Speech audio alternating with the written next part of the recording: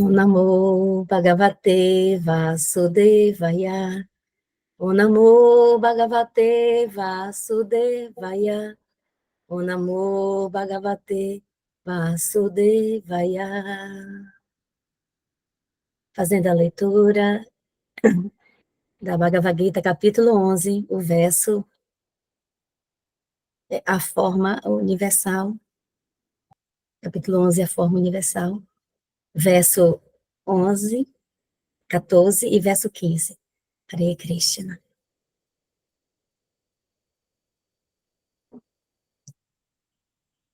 Tata sa vismaya visto está a Roman Dharma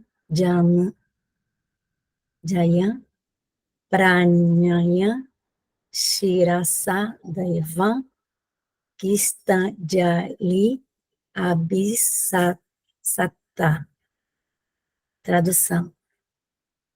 Então, perplexo e atônico, com os pelos arrepiados, Arjuna inclinou a cabeça para oferecer reverências e, de mãos postas, começou a orar ao Senhor Supremo. Hare Krishna. Agora, fazendo a leitura do verso 15. Arjuna Uvacha Pashyami Devami Tava Deva Dehe Savames Tata Bhuta Visesha Sangar Brahmana Isa Kamalasana Ista Prismi Cha Sarva Uragamas Cha Divya. Tradução. Arjuna disse: meu querido Senhor Krishna, vejo reunidos em seu corpo todos os semideuses e várias outras entidades vivas. Vejo Brahma sentado na flor de lótus e vejo o Senhor Shiva e todos os sábios e as serpentes divinas. Hare Krishna. Quer que repita, Prabhu? Não, tudo bem. Peço desculpa pelo sânscrito. Hare Krishna. Não, muito bem. Tá, parabéns pelo esforço e ficou bom. Né? Com o tempo, a prática, o exercício de ouvir os mantras sendo entoados, você se familiariza cada vez mais e isso passa a ser, né, mais natural para você, mas está muito bom, tá? Muito bem, né? Obrigado também por ter conduzido a nossa sala dos mantras. E vamos agora, então, fazer uma breve dissertação aqui, porque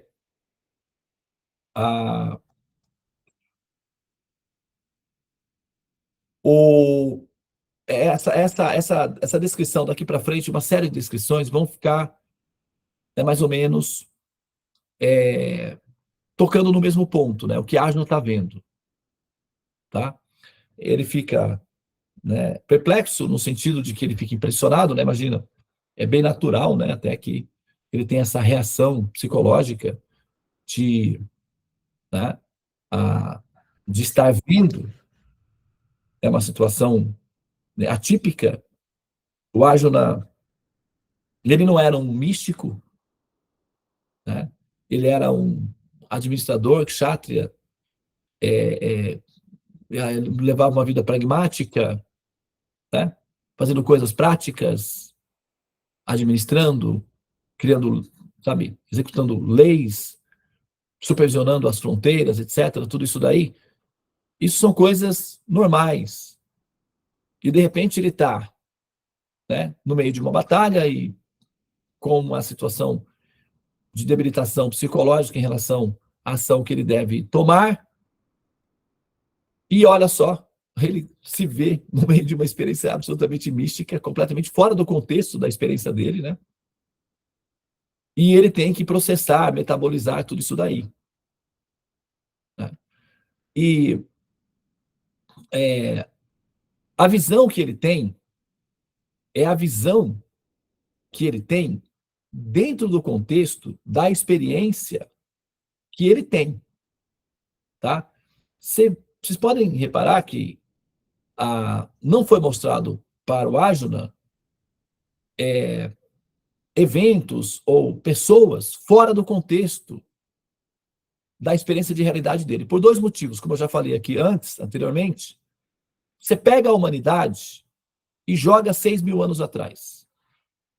Vamos fazer uma retrospectiva, vamos voltar à humanidade há 6.000 anos atrás. O que era a humanidade há 6.000 anos atrás? Onde estava, como estavam as civilizações há 6.000 anos atrás? Né? Entende? O nível cultural, intelectual dessas pessoas de 6.000 anos atrás. Né? Qual era a tradição, né? A tradição teológica de dinastia que o mundo tinha há 6.000 anos atrás. Pega os chineses há 6.000 anos atrás. A tradição que eles tinham em relação aos sábios, pensadores deles. Pega os povos do deserto do Oriente Médio há 6.000 anos atrás. Né? Basicamente, o mundo era praticamente um xamanismo coletivo, intuitivo, mitológico, embrionário.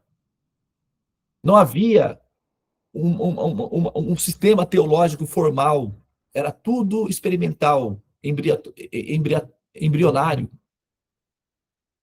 Não havia tradições, grandes mestres, registros. Né? Nada disso estava presente no contexto. Entretanto, você tem aí o Vale do Rindo, que é essa terra, e ela é conhecida como Bharata Varsha. Varsha significa terra. Né? Bharata foi um dos personagens da epopeia védica que era um rei piedoso, um rei santo. Né? E a Índia é formatada, ou a raiz é um rei santo. Por aí você vai vendo. Né? Há 6.000 anos atrás, o que você tinha era bárbaros, muitos canibais, havia canibais em toda parte. Os índios brasileiros, há 6.000 anos atrás, praticavam o canibalismo. Os incas, assim, é muito comum sacrifícios humanos. Então, o sistema, o modus operandi da humanidade de 6.000 anos atrás era muito primitivo. Tá? Você tem aí o Vale do Rindo, que é Bharata, terra conhecida como a Índia, que já era um ambiente altamente sofisticado e intelectualmente desenvolvido nesse período. Então já havia um sistema de tradição de mestres, discípulos, uma mitologia sofisticada. Então, nós sabemos hoje, por exemplo, do ponto de vista acadêmico, que o Vale do Rindo é a origem das civilizações como nós conhecemos atualmente. Se diz indo-europeu, indo-asiático, indo-arábico. Tudo é indo. Tem gente que está voltando. Mas, de um modo geral, tudo é indo-arábico, indo-asiático, indo-europeu. Essa área é a raiz das civilizações. É o primeiro império constituído, civilizado, organizado na história do planeta Terra é o Império Indiano. Isso é acadêmico, é patrimônio público, não é? Aí vai colocar que as civilizações, os sumérios e tal. Mas de onde eles aprenderam os sistemas? As civilizações ocidentais, as civilizações fora da Índia. Quem conta a história, conta como quer. Mas quando a história é contada de forma profissional, muda. Daí eles têm que admitir que a origem das civilizações é a Índia. Aos poucos. E o sistema védico de conhecimento é a base para as demais línguas. A criptografia que nós conhecemos como matemática é um produto derivado da civilização védica. Então você vai voltando, né? Vai refazendo a história do filme de maneira consistente. Então, quando a Arjuna fala, olha, eu estou vendo o sábio tal, olha, eu estou vendo tal pessoa, se pode argumentar, está vendo, está fazendo apologia da religião dele, da mitologia dele, tal, não é nada a ver, não é nada disso. É o que tinha de mais sofisticado, o que tinha de mais organizado e o que se preservou até hoje. Entende? Ele ia falar de que, estou vendo o Alexandre o Grande. O Alexandre o Grande, os gregos eram tribos coletoras de gravetos para poder manter a comunidade. Há 6.000 anos atrás, tribos coletoras, né, coletam lenha para cozinhar os alimentos que eles pegam. Inclusive, a palavra pulinda significa coletores de lenha na floresta. E os rishis do passado chamavam as civilizações fora da Índia de pulindas, ou seja, coletores. Hoje, os arqueólogos chamam as tribos nômades, os povos nômades, de povos coletores, exatamente como os rishis chamavam os habitantes fora da Índia, de pulindas, ou seja, coletores. Entende? Então, essa descrição, ela não é uma apologia, é o mundo daquele momento tinha essas personalidades. Então, foi isso que o Arjuna viu, o que foi mostrado. Não é essa a realização. Tá? É só para contextualizar, né, para não ficar parecendo que o Arjuna é hermético, um produto, um personagem dentro de uma bolha específica, de um ponto específico do planeta. Existem muitas outras civilizações, porque a Índia... Vamos fazer o rastreamento histórico, então. Vamos colocar os pingos nos is, para ver se faz sentido ou não. E faz sentido.